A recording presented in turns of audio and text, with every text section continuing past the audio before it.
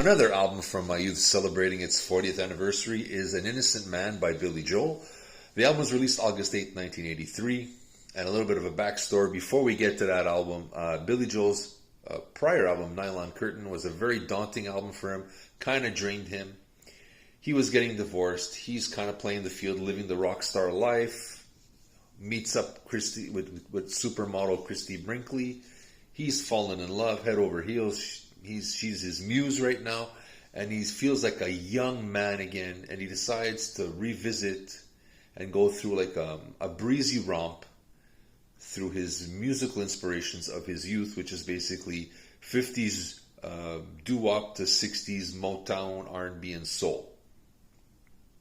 Now you got to remember, I mean, if you weren't around, okay, in the 80s it was a different time.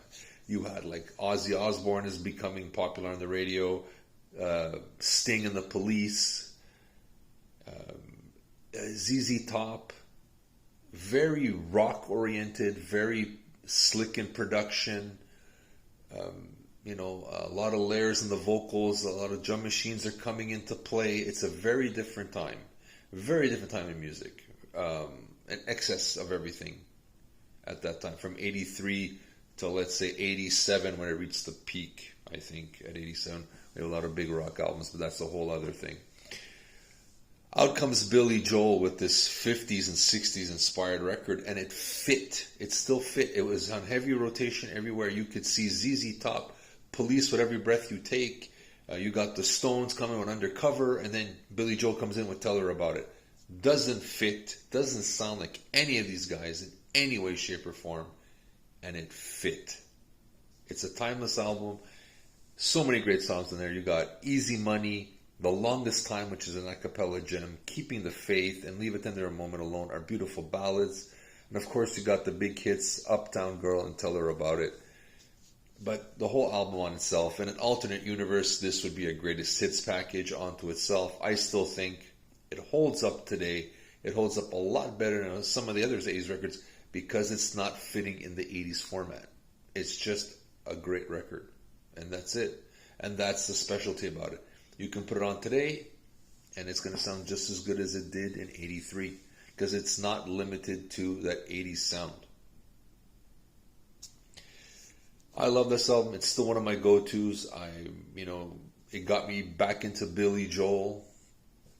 And I kind of went backwards and picked up his collection after this. This was the album that kind of broke through. It's kind of the first albums I really paid attention. Around 83 is when I started paying attention to who's the artist, who's the group singing this. And I was making, passing newspapers and making my own money.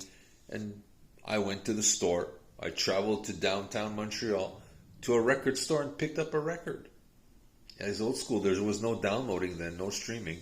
And that was the fun part of growing up, was the adventure of going there. You're a young man now, like 14, 15 years old, and traveling on the subway system and walking around downtown.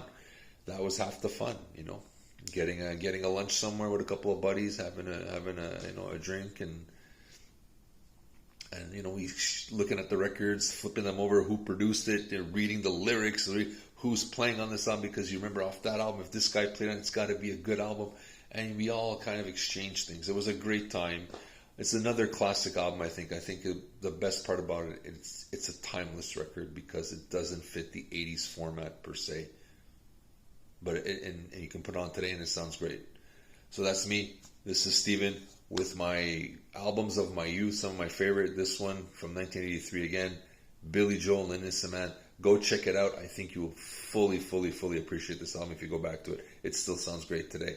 You let me know. Hit that like button and subscribe. We definitely would love to hear from you as well. So take care. See you soon.